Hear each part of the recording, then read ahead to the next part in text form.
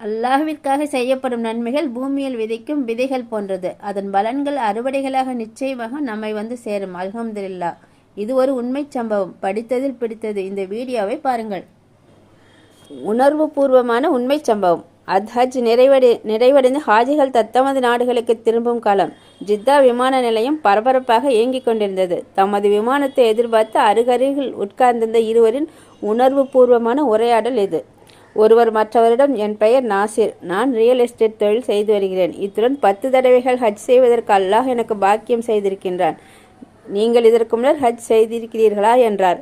Zayed சற்று தயக்கத்துடன், இது என் முதல் ஹஜ். இறைவன் மீது ஆணையாக இதற்கு பின்னால் மிக பெரும் சரித்திரமே இருக்கிறது. நாசிர், அப்படி என்ன சரித்திரம் சொல்லுங்களேன் என்றார். சயீத், நான் தனியார் மருத்துவமனையில் பிசியோதெரபிஸ்டாக பணிபுரிகிறேன். ஹஜ் செய்வதற்காக பல வருடங்கள் தேவையான தொகையை சேர்த்தேன். குறித்த நாளில் பணத்துடன் வைத்தியசாலையிலிருந்து